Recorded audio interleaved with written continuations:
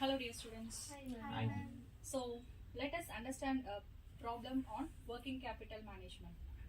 So this is all about the case study on working capital management, where theoretically we know the concept of this working capital management, that is the day-to-day operations of the business, where we require some capital, and that we called as working capital management.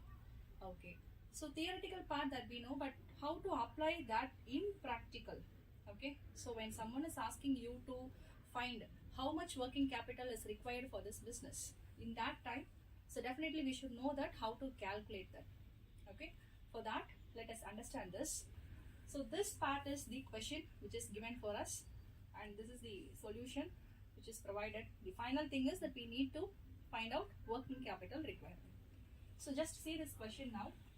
So particulars which is given as raw materials. Of course, working capital, the basic thing, that is what the raw materials. Okay, so definitely it should come. And labor cost, and then overheads. Do you know what is meant by overheads? Additional expenses. Yes, additional expenses is overheads, and then combining all these things is the total cost, and then profit, selling price. So all the data which is directly given in our question. Okay, along with this, certain adjustments is also given for us, and first adjustment is average RMS raw material in stock. It is for 1 month. Okay, and average work in progress. Okay, and that is for half a month. Okay, and finished goods in stock, that is also for 1 month. Credit allowed to debtors, that is 2 months. Credit allowed by suppliers is 1 month. See, you should know the difference between these two things. Credit allowed to debtors, that comes under current assets category, whereby someone will pay for us. So that is why it comes under current assets. Second thing is credit allowed by suppliers, means we are liable to pay to someone else. That is why you can see here creditors comes under current liabilities. Okay, so along with that, time lag in payment of wages. Time lag in the sense like you are in a position to pay.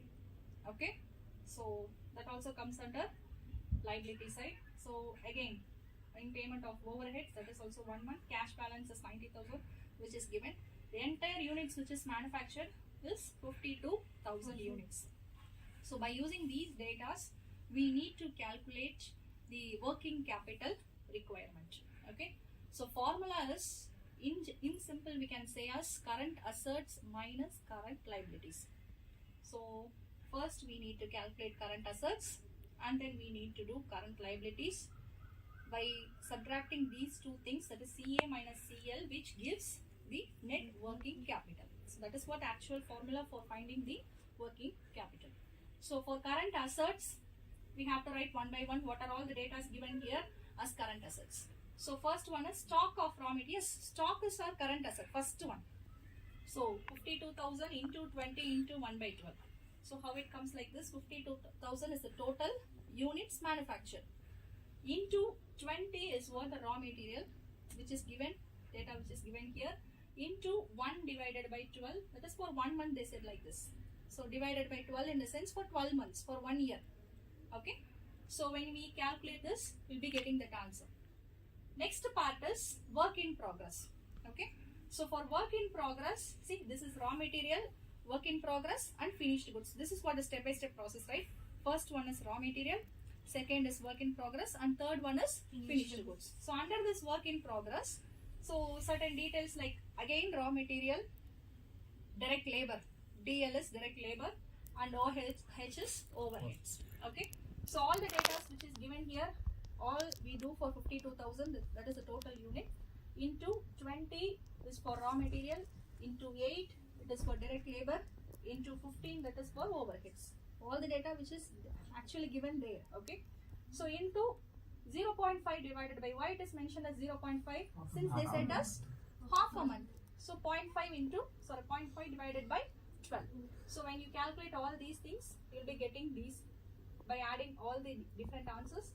So 93,166. Fine. Next one is finished goods.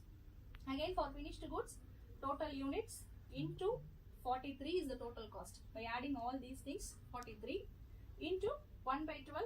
Again they said as 1 month here. Okay, so that answer.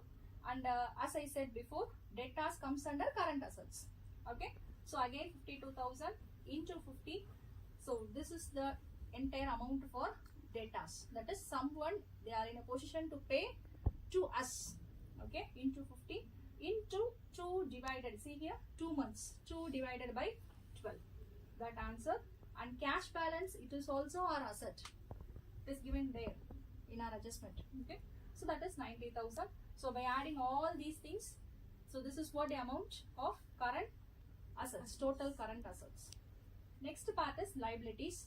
So yes, creditors is a liability where we are in a position liable to pay to someone else, and that someone else is suppliers.